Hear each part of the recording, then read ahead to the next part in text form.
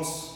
Boa noite. Muita alegria, nós seguimos na exposição da biografia do apóstolo Pedro, uma história impressionante de um homem muito parecido conosco. E hoje nós chegamos ao fim, registraremos os últimos acontecimentos da vida deste apóstolo, alguém que começa a sua vida e o seu ministério ali no Mar da Galileia, no momento em que Jesus o chama, no registro de Lucas, capítulo 5. Seguindo este momento, nós vemos que Pedro vai viver experiências com Cristo, onde ao mesmo tempo ele está muito próximo do Senhor Jesus, mas também, quando nós observamos a cena mais detidamente, vemos o tanto que ele está longe, distante do Senhor. Em muitos momentos ele tem o Senhor Jesus próximo dele, ao lado dele, o Deus encarnado, fazendo presença na mesma cena, e Pedro tão distante em pensamento, em ideais, com um coração tão distante dos desejos de Cristo para ele.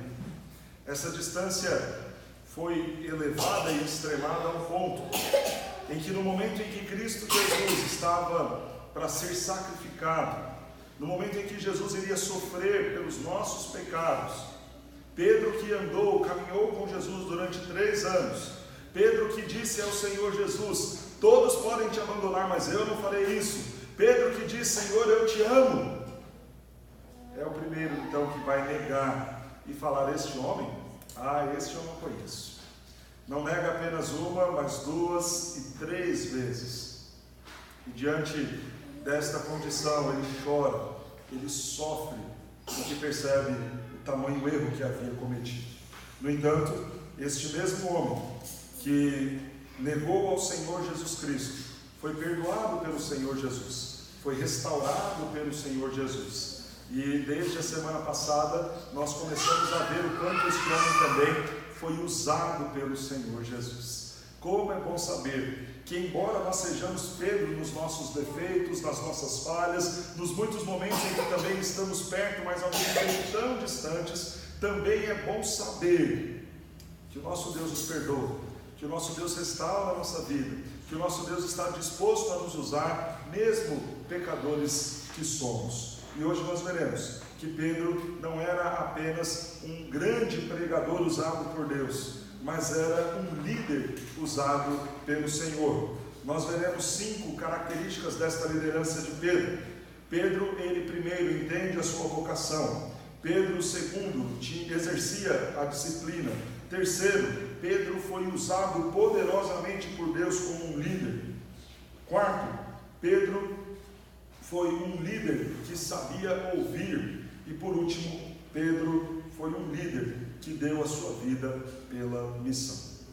Em dias em que nós vemos tantas igrejas abertas, tantos homens que se levantam se apresentando como líderes do povo de Deus, como pastores, e se o título de pastor já não fosse extremamente pesado a nós pecadores que somos, se apresentam ainda como bispos, apóstolos, patriarcas, tantos que querem fazer uso do púlpito, tantos que querem carregar consigo essa responsabilidade da liderança da igreja. Em dias como esse, talvez nós precisássemos, líderes que somos, e igreja que seguem os seus liderados, os seus líderes, deveríamos observar mais este homem, o apóstolo Pedro, observar o que ele foi como líder, e tomá-lo como um exemplo, como um espelho, para exercermos a nossa liderança com a mesma eficácia, com a mesma graça, com o mesmo empenho e cuidado que este homem exerceu. Nós vimos então, a partir da semana passada, a partir da semana retrasada, nós vimos todo o processo de restauração de Pedro. Começamos a fazer uma análise, uma exposição do livro de Atos. Nós vimos que este homem que antes não orava passou a ser um homem de oração, e que neste ato de orar e clamar foi um homem cheio do Espírito Santo. A descida do Espírito Santo foi o que transformou efetivamente a vida de Pedro, de um medroso a um audacioso pregador, de um homem preguiçoso na sua devoção para um homem fervoroso a uma vida de oração. A descida do Espírito Santo, ser cheio do Espírito Santo, foi o que trouxe essa mudança radical na vida de Pedro. Nós vimos então na semana passada que ele foi um grande pregador.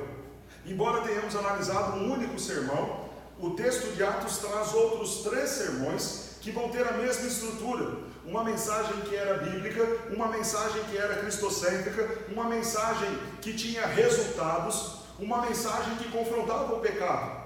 Esta foi a mensagem de Pedro que nós vimos no capítulo 2.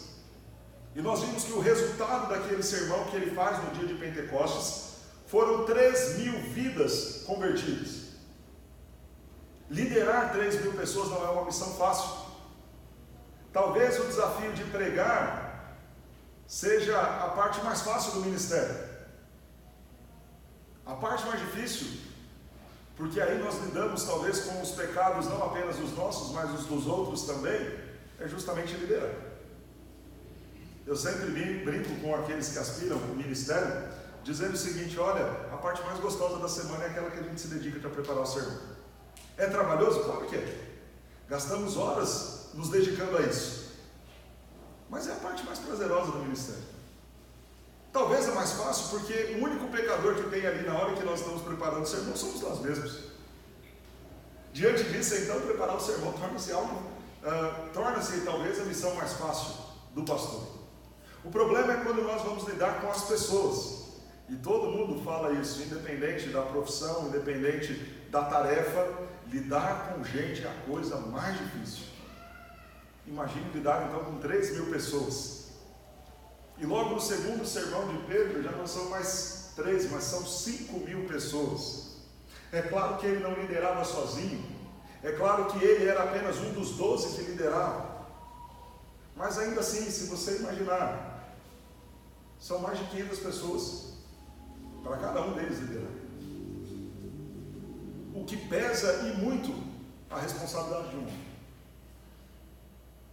E é justamente sobre essa liderança de Pedro, da qual nós precisamos imitar, que eu quero falar. Eu vou usar vários textos do livro de Atos para falar destas 5 características da liderança do apóstolo Pedro, mostrando que ele de fato foi um grande líder usado por Deus. Começando no capítulo 3, depois que Pedro faz este sermão extraordinário, a vida segue, os crentes estão reunidos, e o final do capítulo 2 de Atos vai mostrar um pouco de como era a rotina desses crentes. Eles viviam juntos, unânimes, servindo ao Senhor.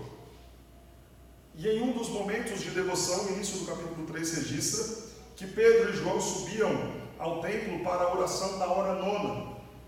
Era um hábito então deste homem de oração orar 3 vezes ao dia.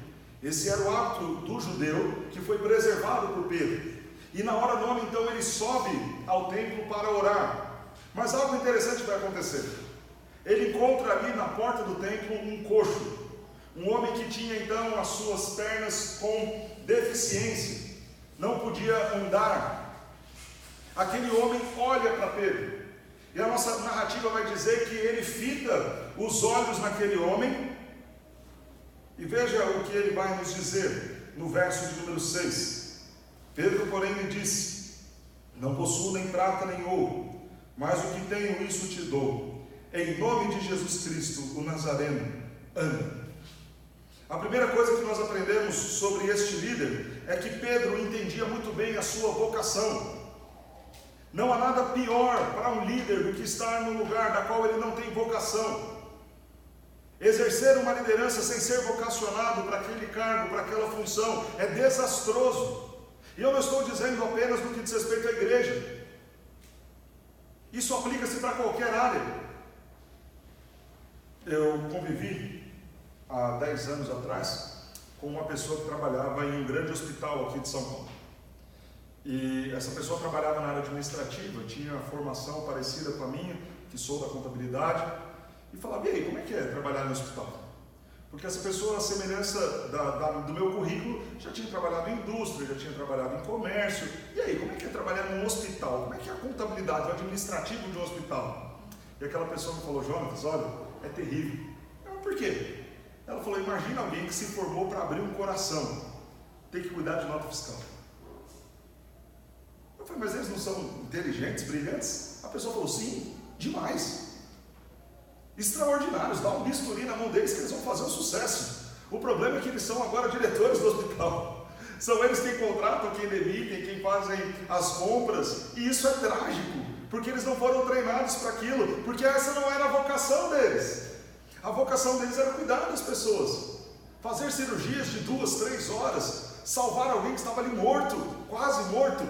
Essa era a função deles. Foi para isso que Deus os chamou, foi nesta área que Deus os capacitou. Mas por algum motivo, dado talvez até pelo grande sucesso neste ato da sua vocação, foram colocados para liderar. Não liderar uma equipe médica, liderar um centro administrativo. E essa pessoa falou: é trágico, é terrível.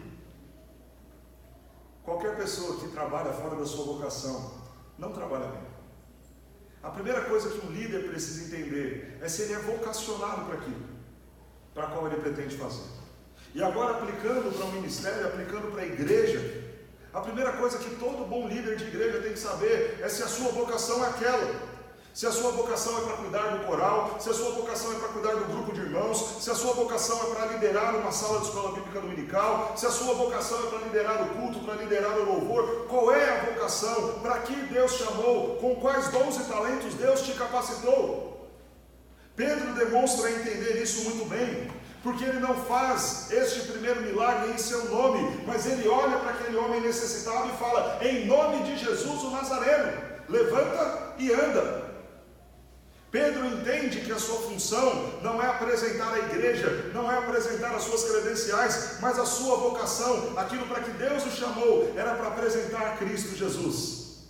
Por isso ele fala: eu não tenho prata nem ouro, porque a minha vocação não é a sua assistência social, a minha vocação não é resolver o seu problema passageiro e temporal das questões materiais, mas aquilo de mais importante que eu tenho a te oferecer, aquilo que a minha vocação pode te servir, é dizer a você: em nome de Jesus Cristo o Nazareno.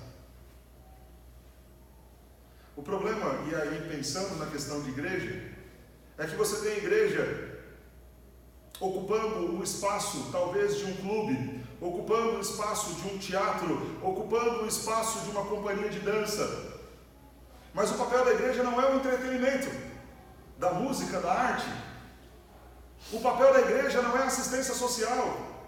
O papel da igreja é apresentar Cristo Jesus. E embora ela possa ter arte, música, dança, teatro, cultura, embora ela possa ter todas essas coisas, o cuidado com o próximo, um trabalho social, essas não são as funções principais da igreja.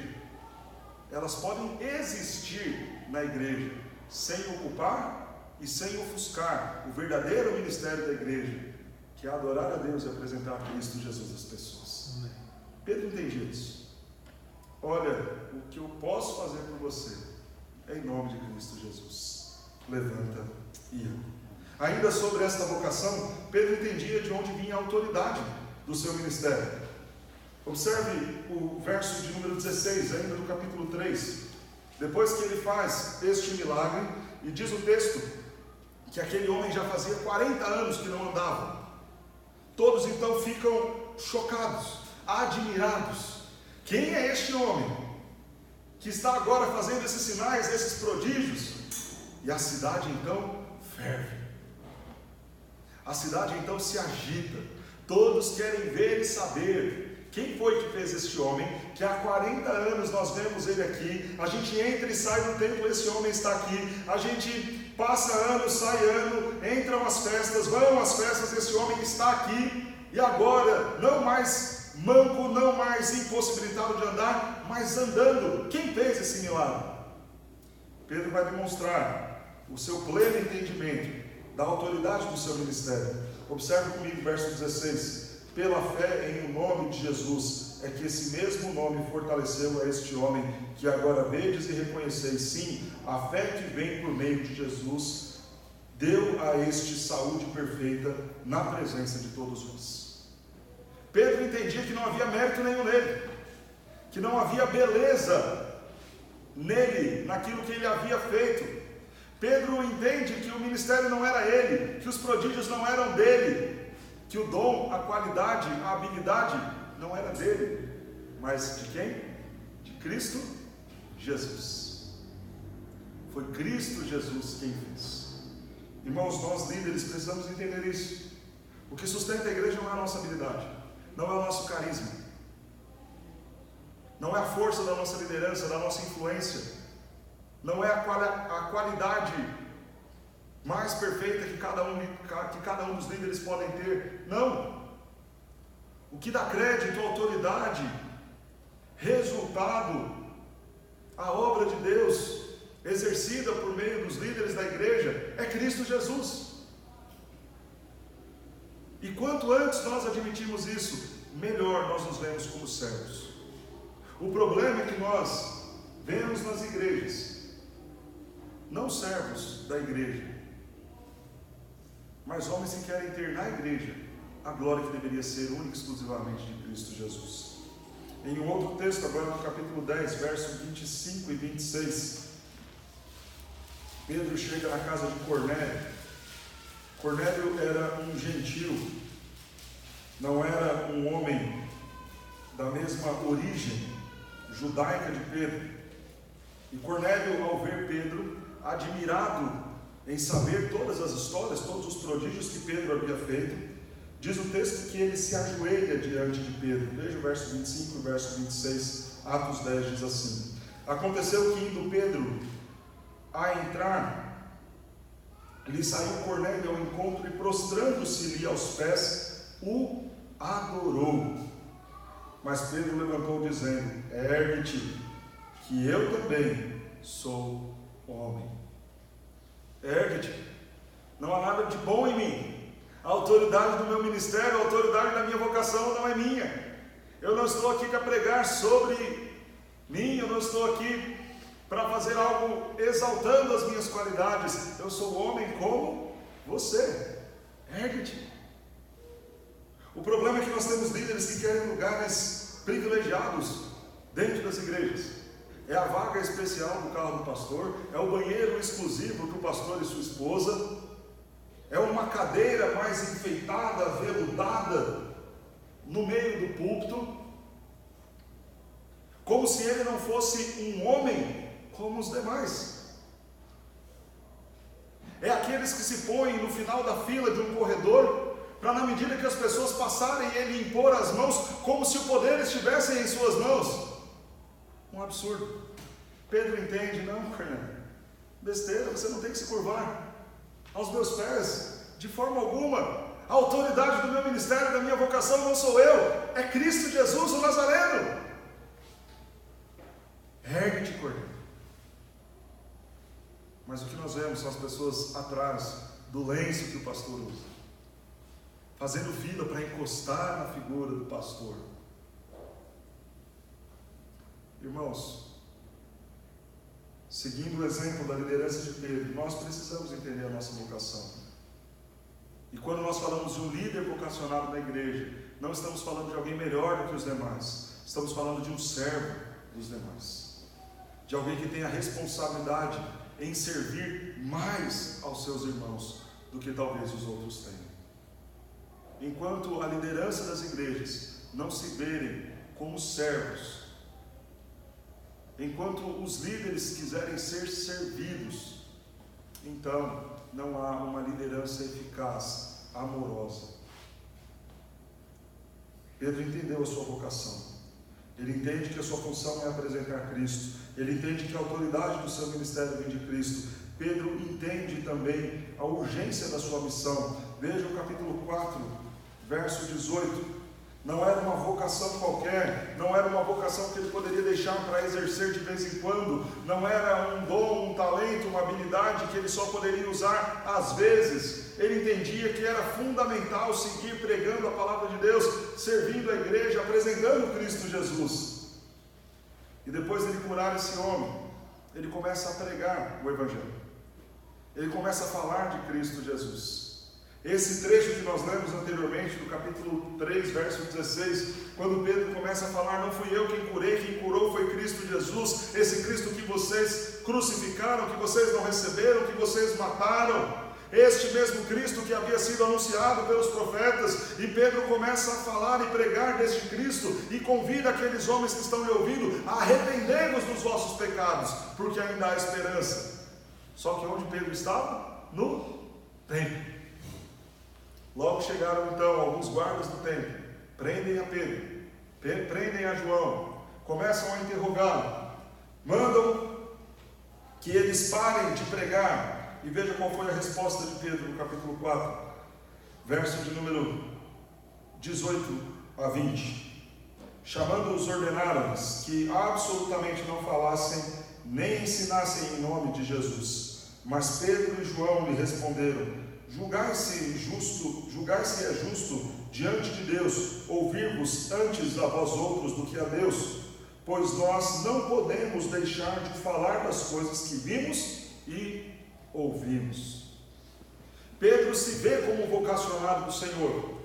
Ele entende qual é o seu papel, apresentar Cristo. Ele entende que a glória não é dele. Ele entende que esta missão de falar de Cristo Jesus é urgente. Ele não poderia deixar de falar. Ele não poderia parar de falar, ainda sob ameaça de morte. Quando nós entendemos a nossa vocação, o papel para qual Deus nos entregou para fazermos, a gente vê urgência em fazer. Significa que aquele que foi vocacionado para o ministério pastoral, a maior prioridade dele é pregar a palavra. Pode ser contador, advogado, doutor, nenhuma dessas outras coisas será tão importante do que o trabalho de ministrar a palavra de Deus. Se ele não colocar no seu ministério como prioridade, então ele não entendeu a sua vocação. E isso se aplica a qualquer outro. O médico tem que entender que a sua maior prioridade é servir por meio da medicina. O mecânico tem que entender que a sua maior prioridade, se esta é a sua vocação, é servir por meio da mecânica. O vendedor tem que entender que se esta é a sua vocação, ele tem que servir por meio do seu ato de vender. E ao fazê-lo, fará para a glória de Deus, com excelência. Todo líder precisa ter convicção da sua vocação. E quando ele entende, ele vê urgência na sua tarefa. Por fim, falando sobre o entendimento da vocação, Pedro não se via numa condição dura, difícil, sofrida. Pedro se vê como um privilegiado. Mais adiante, no capítulo 5, mais uma vez Pedro vai ser preso. E agora ele vai ser açoitado. Ele continua pregando a palavra de Deus. E diz o texto que as autoridades judaicas estavam doidas para matar logo Pedro e também João. Mas nas ruas a população gritava pelo nome deles, glorificavam a Deus, e eles ficavam constrangidos de fazer qualquer mal àqueles homens. Não podendo matá-los, então o que eles fizeram? Dá uns açoites neles, dá uma corça neles e libera logo, antes que a população se revolte conosco. E olha que coisa interessante, capítulo 5, versos 40 e 41. Chamando os apóstolos, açoitaram-nos e ordenaram-nos que não falassem em nome do Senhor Jesus. Então os soltaram. E eles se retiraram do sinédrio, regozijando-se por terem sido considerados dignos de sofrer afrontas por esse nome, o nome de Jesus.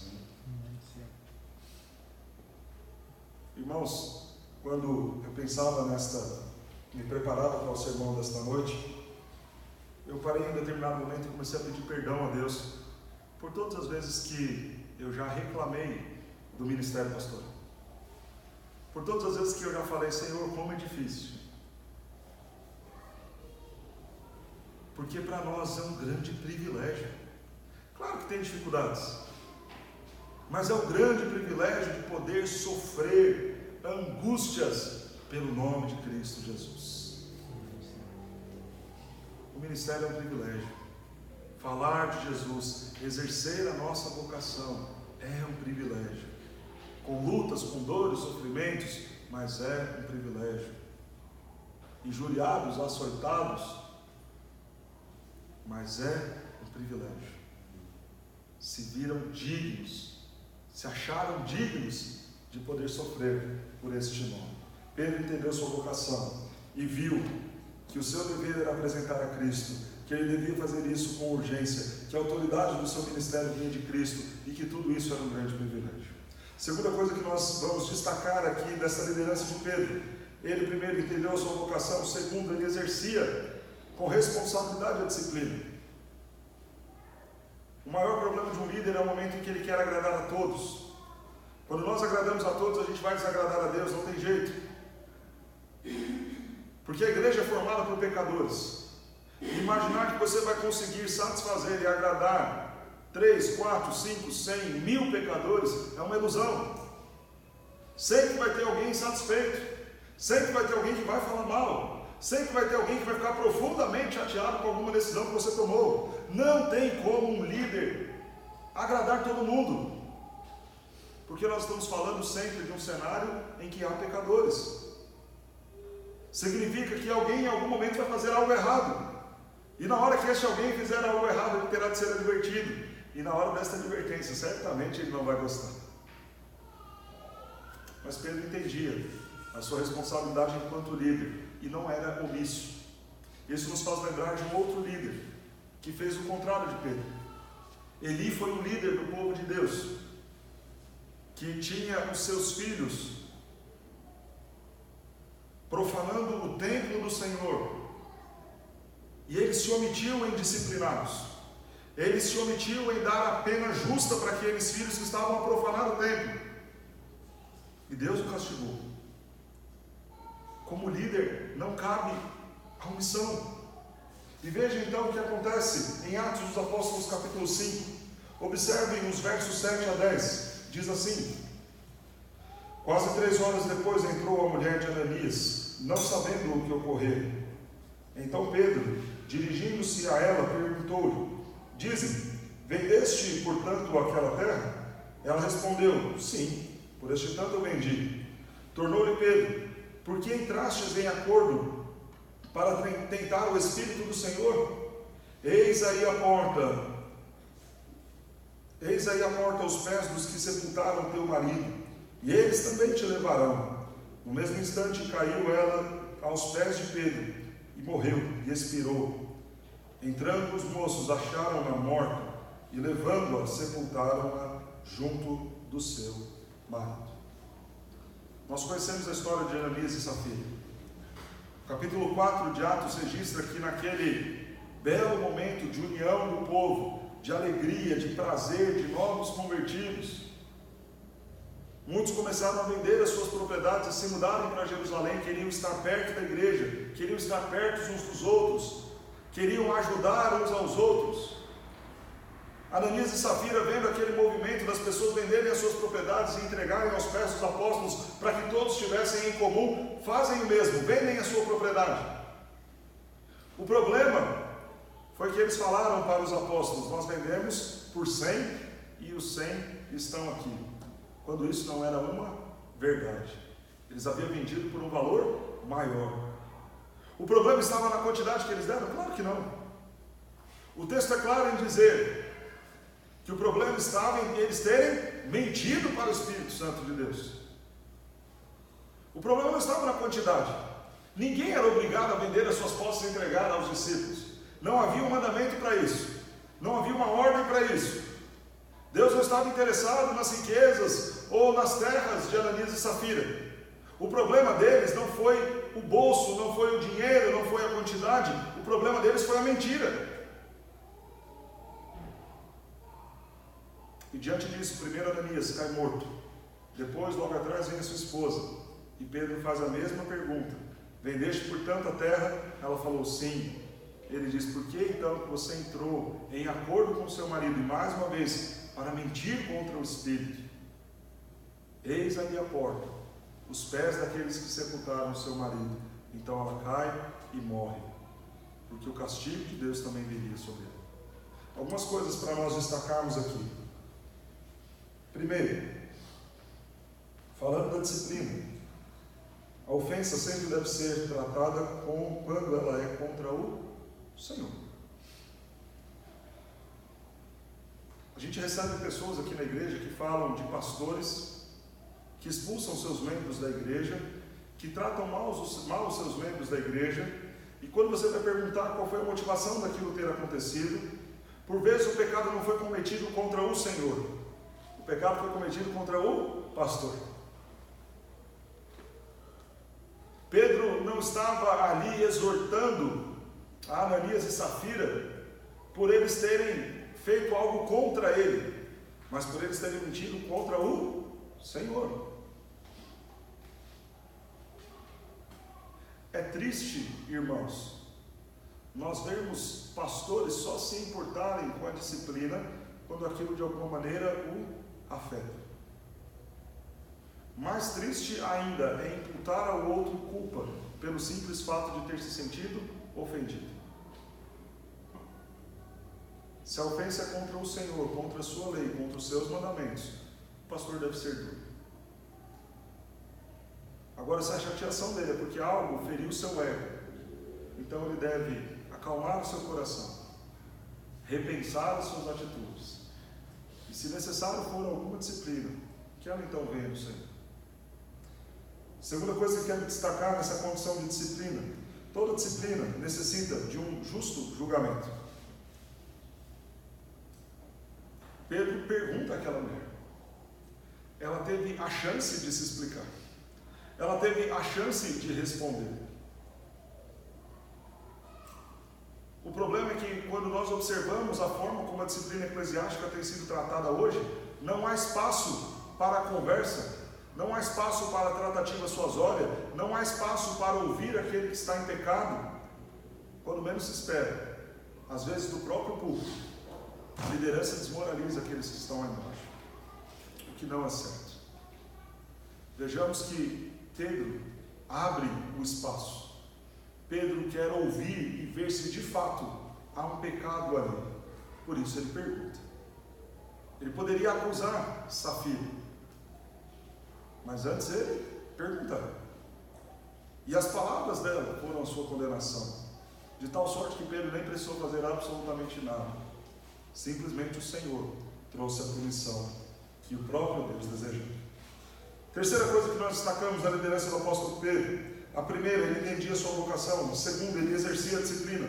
A terceira, ele era poderosamente usado por Deus. Capítulo 5, versos 14 a 16. Muitas curas eram realizadas, muitos milagres eram realizados. E diz assim o verso 14 a 16: e crescia mais e mais a multidão de crentes, tanto homens como mulheres, agregados ao Senhor, ao ponto de levarem os enfermos até pelas ruas e os colocarem sobre os leitos e macas, para que ao passar Pedro, ao menos a sua sombra se projetasse em algum deles. Afluía também muita gente das cidades vizinhas a Jerusalém, levando doentes e atormentados de espíritos imundos, e todos eram curados. Que coisa extraordinária! Um grande líder usado por Deus, não usado de forma comedida, mas poderosamente usado por Deus. E às vezes a gente se pergunta, mas por que Pedro era tão usado assim? Primeiro, havia uma necessidade de validação do ministério apostólico. Nós estamos fazendo aqui uma transição do modus operandi da qual Deus conduziu o seu povo. Por vezes Deus conduziu o seu povo pelos juízes, no primeiro momento. Depois Deus conduziu o seu povo por meio de reis, usando profetas, usando sacerdotes. Mas agora a forma como Deus conduziria o seu povo não seria mais pelo ambiente político, mas seria por meio da vida dos apóstolos, tratando a igreja. O modo agora como Deus queria tratar com o seu povo não era através de uma nação, de um país, de uma nacionalidade. Deus queria tratar agora como igreja. Mas para que houvesse validação do ministério da igreja, Deus precisava mostrar que estava com eles. Em outros momentos da história de Israel isso aconteceu também. No momento em que Moisés se apresentou diante do povo para conduzi-los rumo à terra prometida, sinais aconteceram, para que tanto egípcios quanto o povo hebreu pudessem olhar e falar: Deus está com Moisés, vamos segui-lo. Não à toa o povo segue a Moisés. Quando Moisés morre e Josué assume a sua liderança, Deus fala a Josué: tal qual eu estive com Moisés, estarei também contigo. E sinais e prodígios também acontecem com Josué, para que fosse validada a sua liderança. Todos os profetas e todo o período de grande exercício profético em Israel sempre vinha acompanhado de milagres. Foi assim com Elias, foi assim com Eliseu. E por quê? Para que se validasse a mensagem do profeta. A mesma coisa no tempo dos apóstolos. Os apóstolos agora dariam sequência ao ministério de Cristo. A igreja era uma novidade, a liderança apostólica era uma novidade. E para que fosse comprovado de que Deus estava com eles, prodígios e sinais aconteciam. A pergunta é: o Deus de hoje mudou? Não. Mas o propósito, o cenário é outro.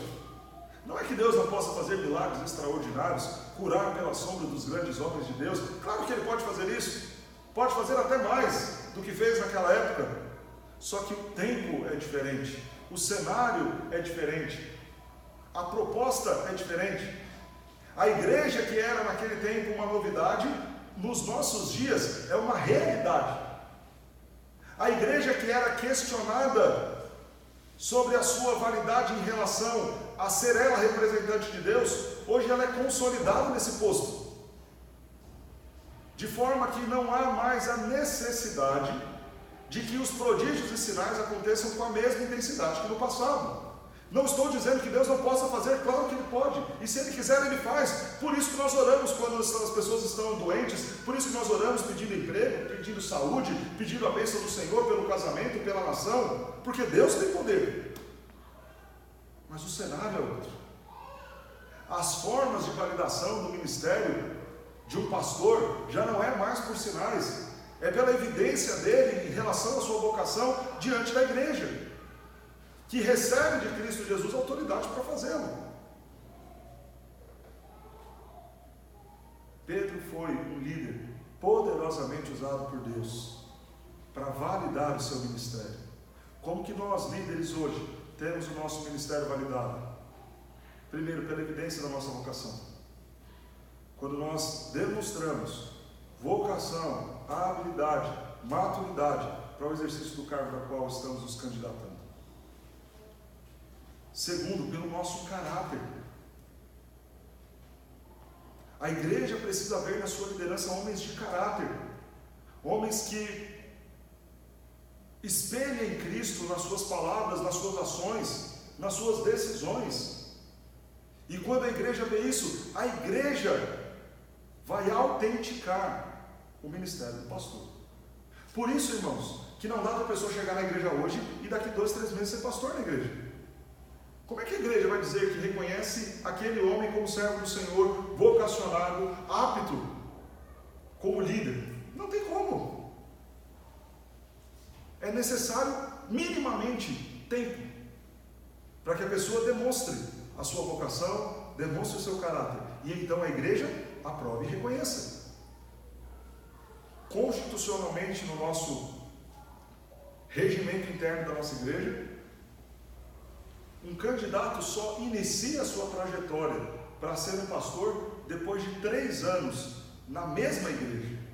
Não é 3 anos de convertido, é 3 anos naquela mesma igreja, congregando, com os crentes vendo o dia a dia dele, com os crentes ouvindo a sua oração, a sua palavra, uma aula de vez em quando, vendo o comportamento dele com as crianças, com a sua esposa, com os mais velhos da igreja, com os mais jovens da igreja, com o visitante, com o crente, com o não crente.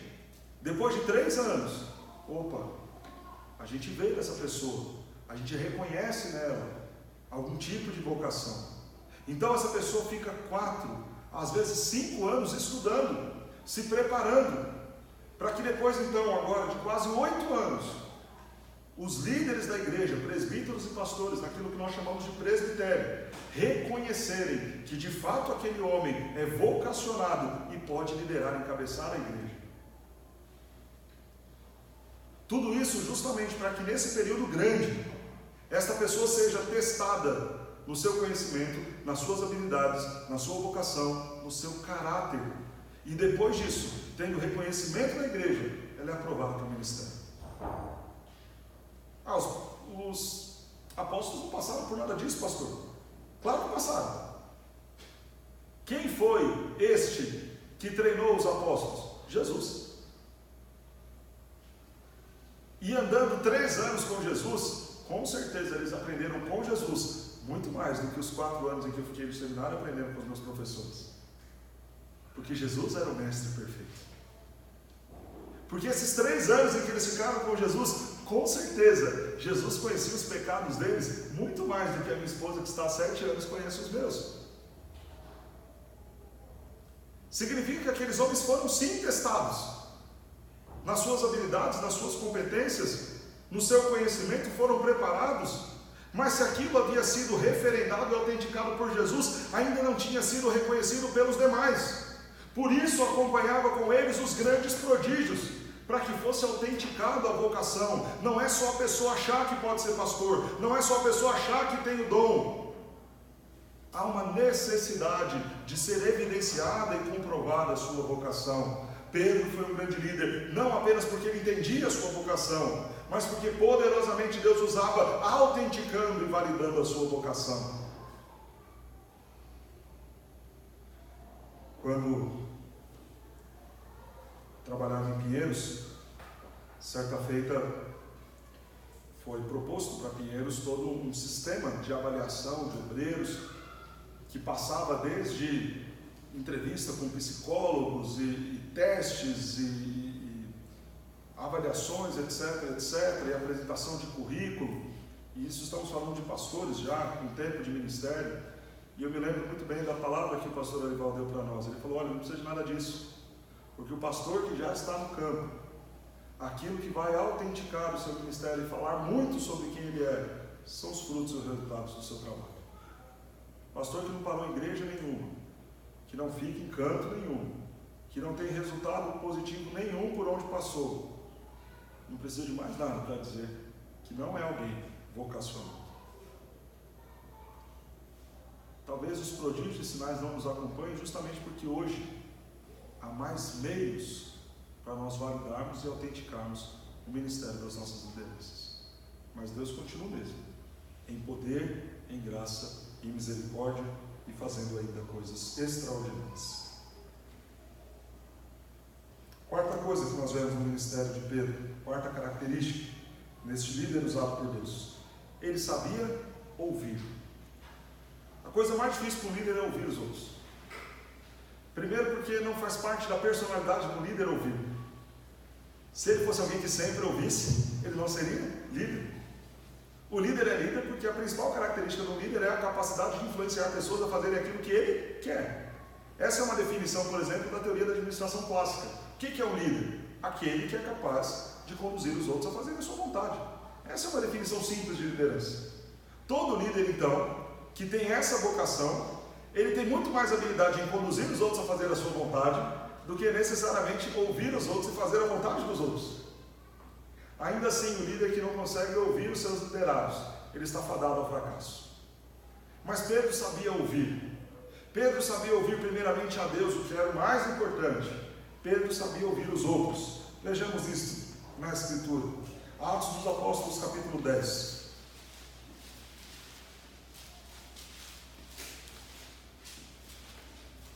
Lembremos antes que Pedro era judeu. Pedro era alguém extremamente apegado a fazer a vontade de Cristo. Não à toa, no impulso do seu coração, no seu desejo, ele havia dito: Senhor, se todo mundo te abandonar, eu fico. Pedro era alguém que queria cumprir também a palavra de Deus. Alguém que estava disposto a fazer aquilo que era certo. Ora, se antes eu já havia negado a Cristo, agora não, agora eu quero fazer o que é correto, eu quero fazer aquilo que vai agradá-lo. É o meu chamado, é a minha vocação. Estamos falando agora, no capítulo 10, daquele homem que havia dito no capítulo 4: importa antes obedecer a Cristo, e se para isso necessário for a minha morte, eu morro. Havia um costume entre os judeus: vocês não podem se misturar com os estrangeiros, vocês não podem se misturar com os gentios, vocês não podem comer com os gentios, vocês não podem comer certo tipo de comida, porque essas comidas são as comidas que os gentios comem. Entre elas a ideia da carne de porco, alguns animais. Esse é um hábito dos gentios. Vocês são o meu povo, vocês são diferentes. No entanto, com a vinda de Cristo, a sua morte, a sua ressurreição e o derramar do Espírito sobre toda a carne, já não havia mais esta distinção entre homem e mulher, entre judeu e gentil. Cristo era o mesmo, para todos e em todos. No entanto, nós estamos em um período em que essa transição ainda não tinha ficado muito clara. Na cabeça de Pedro, só podiam servir a Cristo aqueles que eram judeus. Mas o interesse de Deus era salvar as nações. Só que Pedro, com seu coração duro e rigoroso em cumprir a palavra de Deus, os seus costumes de um bom judeu, ele não ia chegar até o gentil para falar com ele. Então, se você observar no capítulo de número 10, a partir do verso 9, Pedro tem uma visão. A visão que Pedro tem no capítulo 10, verso 9 até o verso 15, até o verso 16, é de um grande lençol que se abre e cobre os 4 cantos da terra. E neste lençol estão todos os tipos de animais. Então o anjo fala: Pedro, mata o animal e come. E Pedro fala: eu não vou comer coisa imunda. Mas observe, verso número 15: segunda vez a voz lhe falou: ao que Deus purificou, não consideres comum, não consideres coisa imunda. Sucedeu isto por 3 vezes, e logo aquele objeto foi recolhido ao céu. 3 vezes então ele vê essa visão. 3 vezes ele ouve isso: Pedro, mata e come. Não vou comer. Come, Pedro, porque não há nada imundo feito por Deus. Se ele fez, nenhum homem é comum, não há nada imundo. Antes ainda, no início do capítulo 10, um homem gentil, mas temente a Deus, que não era judeu, que não era da linhagem do povo de Abraão, mas que por algum motivo conhecia o Deus de Abraão, era temente a esse Deus, orava constantemente, fazia as suas doações. Esse homem recebeu uma visão. A visão era o seguinte: mande os seus servos chamarem Pedro.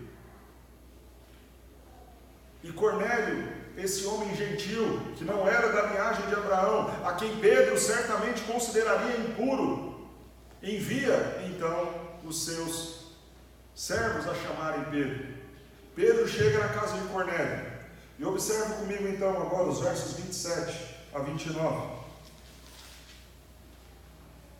Falando com ele, entrou, encontrando muitos reunidos ali, a quem se dirigiu dizendo: vós bem sabeis que é proibido a um judeu ajuntar-se ou ao mesmo aproximar-se a alguém de outra raça. Mas Deus me demonstrou que a nenhum homem considerasse comum ou imundo. Por isso, uma vez chamado, vim sem vacilar. Pergunto: pois por que razão me mandastes chamar? No coração de Pedro, qual era a ideia? Eu não posso me assentar, sequer me aproximar de vocês, porque vocês são de outra raça. Mas Deus me convenceu do contrário. Mas Deus me disse para eu não considerar comum ou imundo aquele que ele fez. Pedro tinha os seus costumes, Pedro tinha as suas vontades, Pedro tinha as suas tradições, mas importava a ele ser alguém que iria ouvir a Deus. O problema, irmãos, é que por vezes a liderança não ouve a Deus, ouve às vezes as suas tradições, e não significa dizer que há um mal por completo nas tradições, não é isso.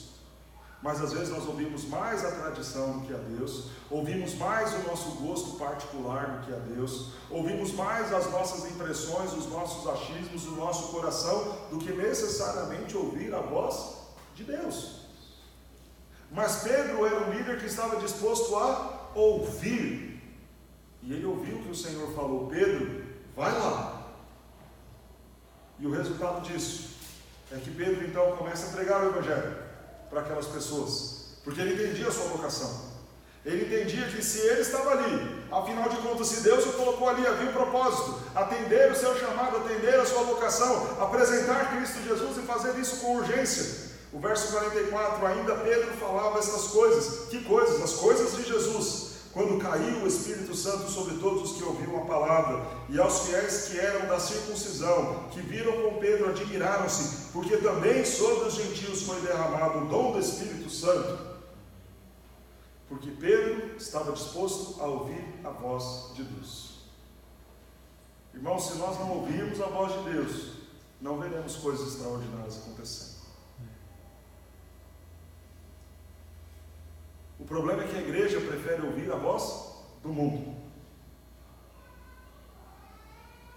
Então a igreja cria o departamento de marketing e traz talvez o melhor profissional de marketing, de vídeo, de estratégia, da psicologia.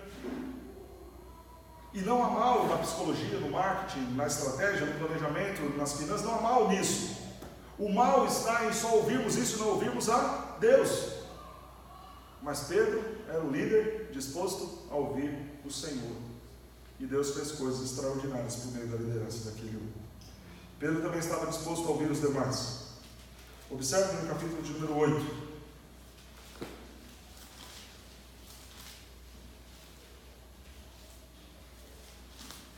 Versículo de número 14.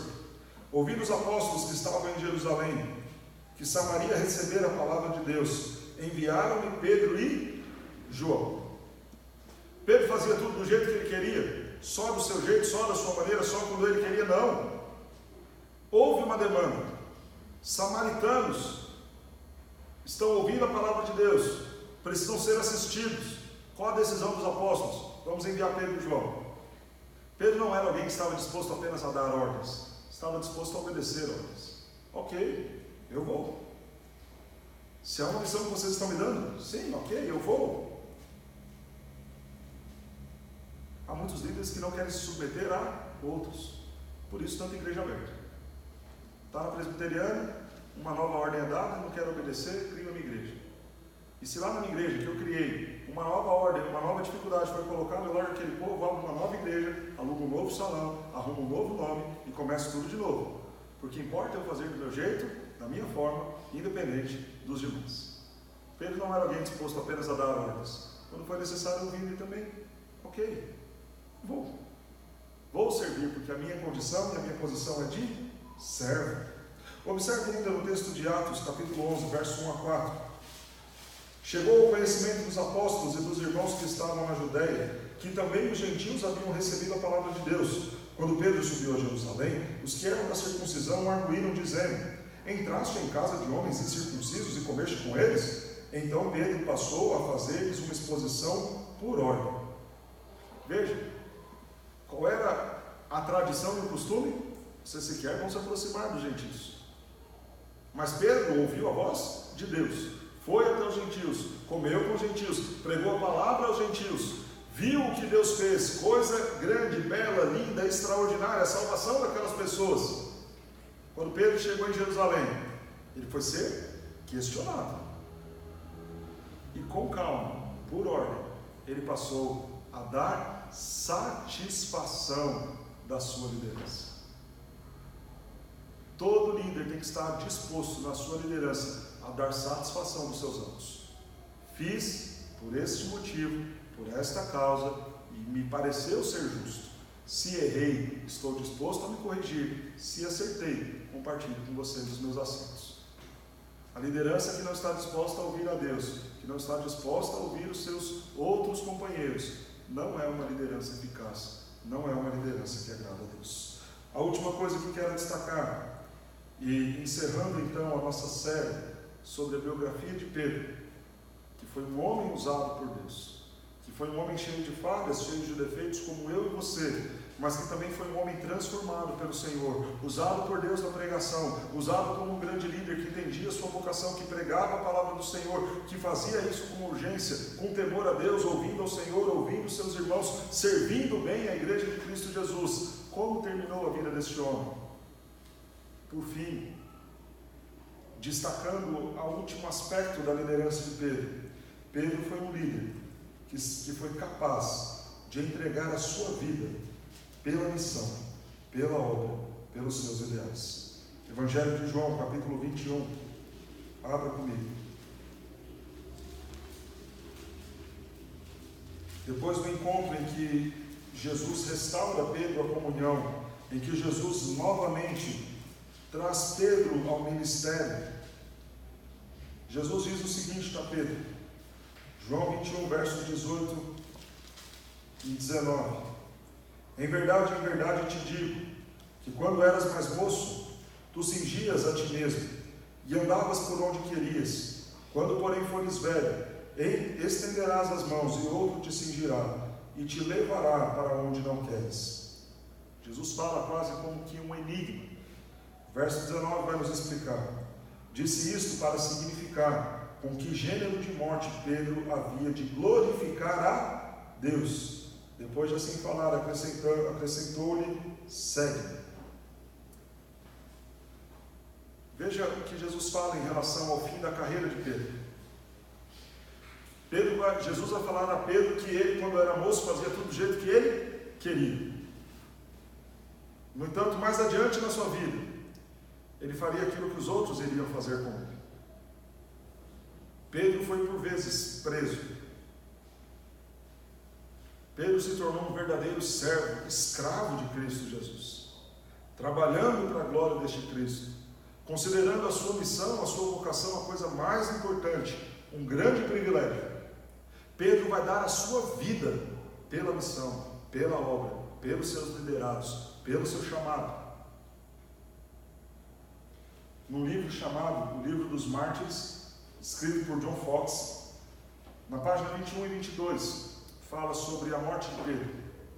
E pegando então o relato de Egésipo, que viveu no ano de 110 depois de Cristo, Egésipo vai dizer que no ano de número 65 depois de Cristo, sobre a liderança de Nero, imperador romano, que passou a perseguir duramente a igreja, Pedro foi preso em Roma. Levado para Roma, Pedro esteve nessa condição que Jesus havia profetizado. Ele foi jogado de um lado para o outro, de um lado para o outro. Era preso, interrogado, liberado. Preso, interrogado, liberado. Jerônimo diz que Pedro começou então a ser convencido pelos seus irmãos: Pedro, sai daqui, não adianta, Nero quer sua cabeça, desse jeito você vai morrer. Pedro, foge, não faz sentido você ficar aqui. E depois de tanta insistência, Pedro entende: ok, vale-me talvez preservar a vida para continuar no meu ministério. E Jerônimo relata que Pedro caminhava, saindo de Roma, em fuga, quando Jesus aparece a ele. E Jesus, ao aparecer para Pedro, Pedro pergunta: Senhor, onde vais? E Jesus olha para Pedro e diz: retornarei à cruz. No relato da tradição da igreja, naquele momento Pedro entende que ele precisava cumprir aquilo que Cristo havia dito: padecer, sofrer, experimentar a morte, para que por meio da sua morte o nome de Jesus fosse glorificado. Pedro volta, se entrega aos romanos, e estes vão crucificá-lo, a mesma morte de Cristo. Ele se opõe a isso: não sou digno de ter a mesma morte do meu Cristo. E ele pede então para ser pendurado de cabeça para baixo. E o fim de Pedro foi ter a mesma morte que Jesus teve, entregando a sua vida pela missão, cumprindo aquilo que ele havia dito lá atrás: Senhor, ainda que todos te abandonem, eu estarei contigo. Senhor, se necessário for, eu darei a minha vida pelo Senhor. E foi o que de fato aconteceu. De um homem que negou a Jesus, de um homem que pensou em desistir, de um homem que não entendeu muitas vezes aquilo que Cristo queria falar com ele, de um homem que teve preguiça e sonolência ao invés de orar ao lado do seu mestre, vemos Pedro um homem transformado, um pregador usado por Deus com uma mensagem bíblica, cristocêntrica, um homem transformado, sendo um homem agora de oração, poderosamente usado por Deus em curas, milagres, prodígios, um homem que foi um grande líder da igreja do Senhor, disposto a ouvir, disposto a se entregar pela obra, pela missão, um homem que foi até as últimas consequências, demonstrando que amava o seu Cristo. Terminando a nossa série, somos Pedro. Amém. Que o sejamos não só nos erros, que o sejamos não só nas falhas que aquele homem tinha, que sejamos Pedro, na disposição em morrer pela missão da qual Cristo nos incumbiu. Amém. E a missão que Pedro tinha é a missão que cada crente tem, porque a palavra que Cristo Jesus deu a Pedro, registrada em Atos dos Apóstolos, capítulo 1, verso 8, foi aquela que já se valeu em nossas vidas. Recebereis poder ao descer sobre vós o Espírito Santo. Sereis minhas testemunhas, tanto em Jerusalém, como em toda a Judeia, Samaria e até os confins da terra. Se nós somos crentes, se nós somos Pedro, nós recebemos o Espírito Santo. Nós temos o poder do Espírito Santo. Amém? Amém. Para sermos testemunhas do Senhor, tanto em Jerusalém, como em toda a Judeia, Samaria e até os confins da terra. Sejamos Pedro. Estejamos dispostos a entregar as nossas vidas para a glória de Deus, liderando o povo dele, com humildade, com prontidão, com convicção da nossa vocação para a grande comissão, para anunciarmos de Cristo, com amor pela obra, indo até as últimas consequências, pelo nome de Cristo Jesus. Vamos orar? Antes de nós encerrarmos o nosso culto, nós vamos dedicar um tempo para as nossas orações, lembrando também daqueles que estão enfermos e passando por dificuldades também, ter um momento de intercessão. Nós temos o caso do pai do nosso irmão Moisés. Moisés está viajando amanhã para ver o seu pai tem Alzheimer, está numa situação bem difícil. Oremos pela vida dele, oremos pela vida também do Rian, que teve o caso de saúde agravado também, oremos por ele. Oremos pela dona Luzia, a mãe do nosso irmão Antônio Carlos. Antônio Carlos trabalhou aqui na igreja, fazendo toda a parte de gesso nossa aqui. Ela está em coma já há mais de uma semana lá no hospital regional. Conversei com ele hoje, o estado dela é bem crítico. Os médicos já constataram infecção generalizada. Oremos para que esses prodígios de Deus aconteçam também em nossos dias, para que Deus faça grandes coisas em nome de Jesus. Quero abrir oportunidade, se alguém tiver algum pedido que queira fazer para nós orarmos. Orar pela mãe do Júlio, verdade, a dona Anice, isso. A Anice fez uma cirurgia ontem, né? Orar pela vida dela. Que Deus abençoe também em nome de Jesus. O avô do Tiago. Pela avó do Tiago. Avô do Tiago. O seu Enes, né? O seu Enes, ele também está com a saúde bem debilitada. Vamos orar aqui, se puderem ajoelhar, fiquem à vontade. Vamos clamar ao Senhor. Nós falamos muito sobre a vida de Pedro, falamos sobre essa vida de oração dele. Façamos o mesmo, oremos também. É parte do nosso ministério, da nossa liderança, clamar para que Deus venha e haja poderosamente. Então vamos dedicar esse tempo orando.